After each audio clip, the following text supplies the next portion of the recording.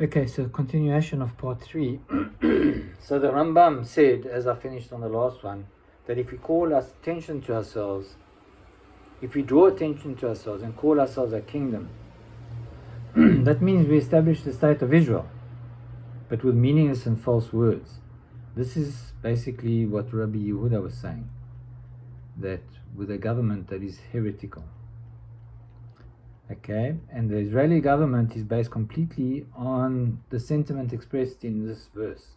My strength and the power of my hand made me all this wealth. That's what Hashem says will happen in Devarim 8:17, where we rely upon ourselves only and we think that we are responsible for all our good fortune. So, and then of course there's the whole Zionist idea and Zionist slogan is let us take our fate into our own hands. With the help of the IDF, we will build our country. Enough of the diaspora Jew who always relied on heaven. Which, by the way, there's a part of me that agrees with. I think this is absolutely what we should have done. We must take our fate into our own hands. But we must do it together with Hashem, not without Hashem. But anyway, this is what the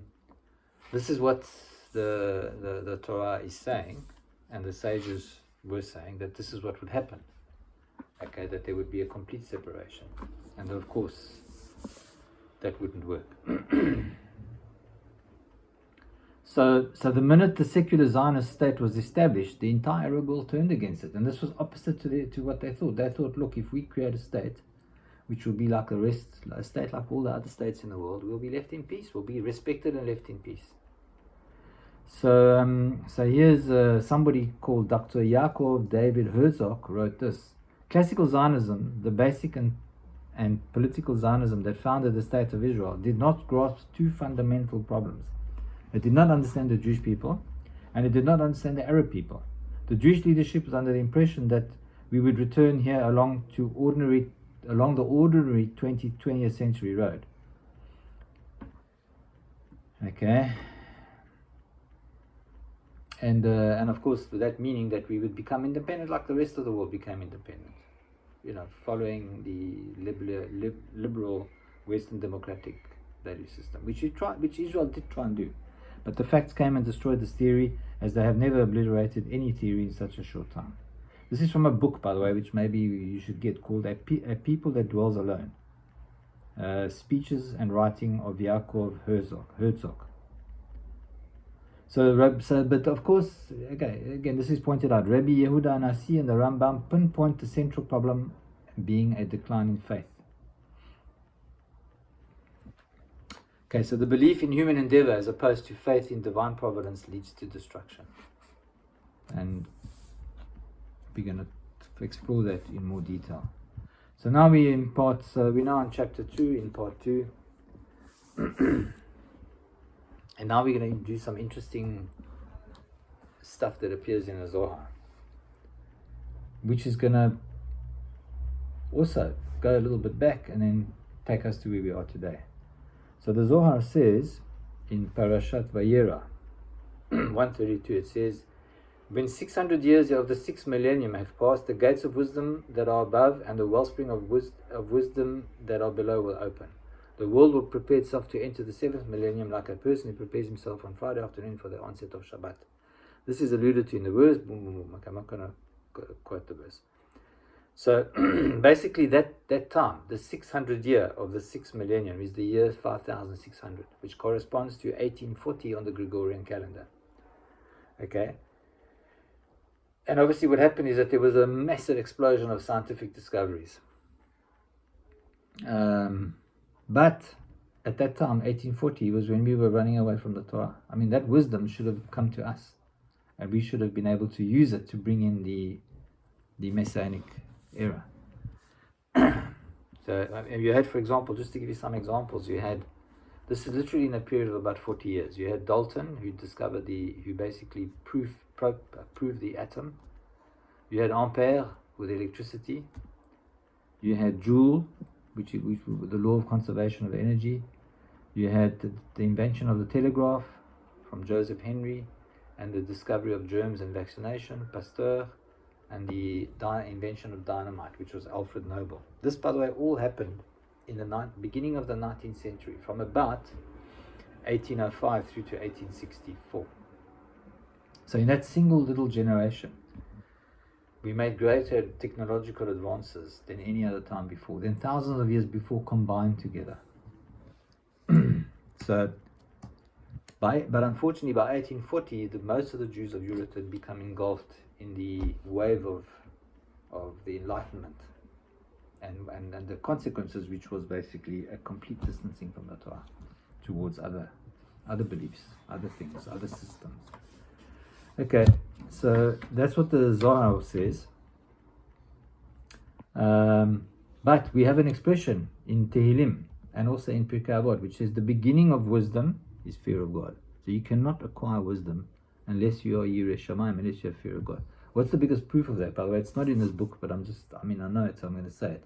He's the most cultured, intelligent, educated nation on the world was the German nation. But without fear of God, they became animals. So rather than imbibing the wisdom of the Torah, mankind took the influx of wisdom and directed it to scientific pursuits. This was accompanied by an attitude of arrogant confidence in human endeavors. The result was a total estrangement from religious faith. By the way, this wasn't just in Judaism, this was in Christianity as well. Okay, in the two major, in the major belief systems of the world. And you had the advent of biblical criticism. You had all these philosophers that came along.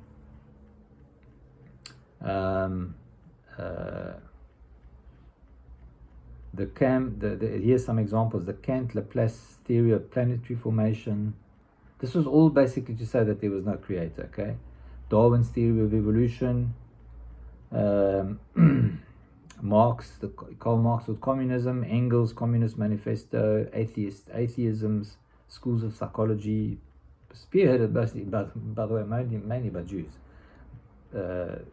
Freud was one of them, and then Nietzsche. I never know how to say his name.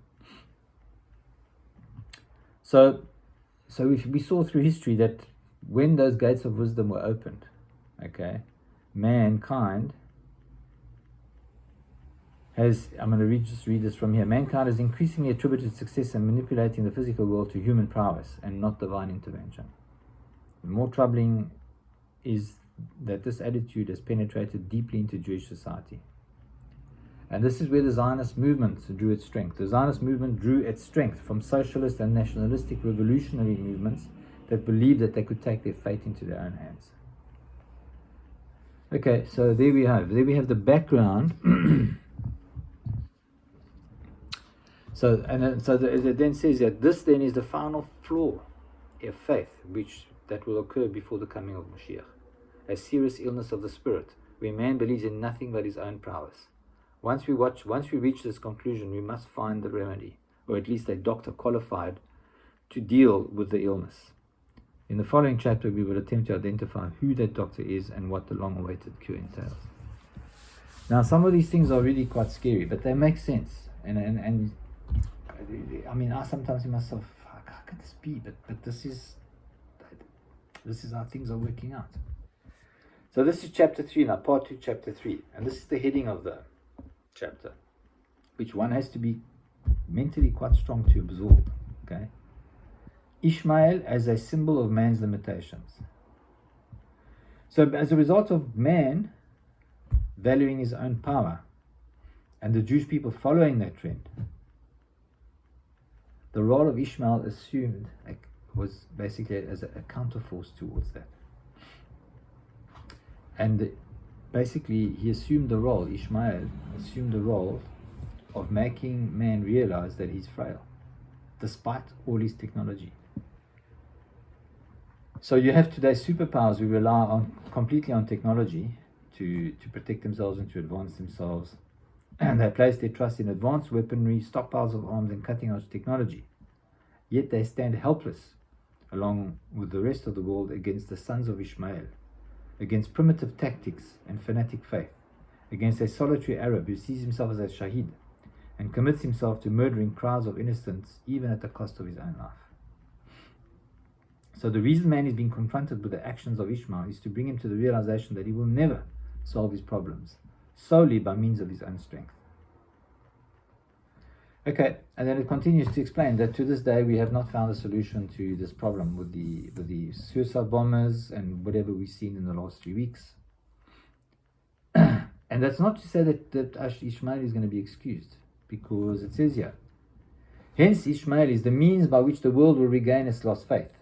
This is the nature of the Ishmaelite exile. So this is the nature of the exile that we're in. Yet make no mistake about it, Ishmael is not consciously God's messenger on this mission.